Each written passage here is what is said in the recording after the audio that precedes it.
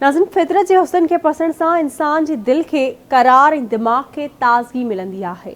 मरी जो मां ख़ूबसूरती में पंहिंजो मट पाण आहे।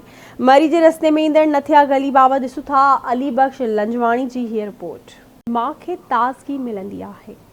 पाकिस्तान में हूअं त केतिरा ई ख़ूबसूरत माॻ मौजूदु आहिनि जिते सहूलियतुनि जी अणहूंद बावजूदि माण्हू घुमण लाइ अचनि था ऐं तफ़री जो ख़ूब लुत्फ़ माणनि था। पर मरी जो मां पंहिंजो मट पाण आहे। मुल्क जे कंहिं बि हिसे मां जेकॾहिं के माण्हू इस्लामाबाद कंहिं कम सांघे बि वञनि था त हू मरी ज़रूर घुमण वञनि था।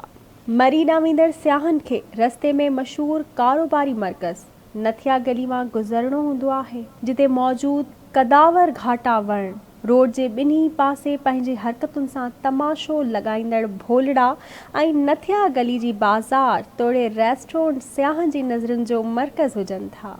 कंहिं गर्ल्स कॉलेज जी बस में पिकनिक मल्हाइण लाइ आयल शागिर्दियाणियुनि जो चवणु आहे त पढ़ाई सां गॾु तफ़री बि हिकु सेहतमंद सरगर्मी आहे जेका इंसान खे ताज़गी बख़्शे थी। बहुत अच्छा महसूस कर रही हूँ because it's my first time to visit Murree, so that's why I am feeling very good.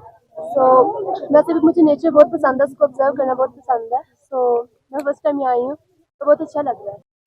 Weather तो माशाल्लाह बहुत अच्छा है। यहाँ पे सर्दी भी काफ़ी है, एंजॉय भी बहुत कर रहे हैं। अपने फ्रेंड्स के साथ आए हैं, फर्स्ट टाइम आई हूँ और यहाँ पे बहुत एंजॉय कर रहे हैं। ये बिल्कुल ज़रूरी है क्योंकि एक टूर 100 बुक्स के इक्वल होता है। एक टूर अगर एक टूर हो जाए तो स्टूडेंट्स की जो 100 बुक्स का मेथड होता है ना, वो उनका क्लियर हो जाता है, कॉन्सेप्ट क्लियर हो जाते हैं। जो नॉलेज हम बुक से लेते हैं वो हम पढ़ने से नहीं है। जब तक हम उस चीज़ को विजिट नहीं करेंगे, उसके बारे में जानेंगे नहीं, तब तक हम उस चीज़ के बारे में जानेंगे। तो स्कूल वालों को चाहिए कि ज़्यादा से ज़्यादा टूर्स लें, स्टूडेंट्स को लेके आए साथ अपने, उनको चीज़ें दिखाएं। इतने माशाल्लाह हमारे मुल्क में इतने प्यारे प्यारे मकामात हैं जहाँ सैर तफरीह करें ताकि वो इन मकामात को जाने और अपनी स्टडीज़ के साथ करें। बहुत अच्छा, बहुत इंजॉय कर रहे हैं हम और बहुत ही ज़्यादा मज़ा आ रहा है। ज़रूर होना चाहिए ताकि इंसान थोड़ा अपने माहौल भी इंजॉय कर सके। अच्छा महसूस हो रहा है।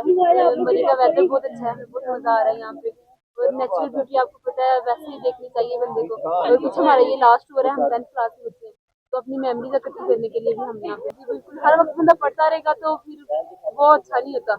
पढ़ाई के साथ साथ तफरीह भी होनी चाहिए और हमारे स्कूल में ऐसा बहुत कुछ होता है। असल में हमारा लास्ट टूर है और हम इसीलिए आए हैं कि हम अपनी मेमोरी इकट्ठी कर सकें और मरी हमें इसलिए अच्छी लगी है क्योंकि इसका वेदर बहुत ज़्यादा अच्छा है, सर्दियाँ हैं और स्नो फॉलिंग की वजह से यहाँ पे आके हमें बहुत ज़्यादा मतलब अच्छा फील हुआ है। मतलब अभी हम आए हैं तो पहले से ज़्यादा हमने यहाँ पे इंजॉय किया। मरी में मौजूद कदावर जबल भी इंतहाई दिलकश लगन था जॾहिं त जबलनि जी चोटी मथां आसमान ते नज़र ईंदड़ ककर बि कमाल जो हुस्न रखनि था। मरी घुमण लाइ ईंदड़नि जो इहो बि चवणु आहे त फितरती हुस्न वारे हंधनि जो सैर करण बि कंहिं नेहमत खां घटि नाहे।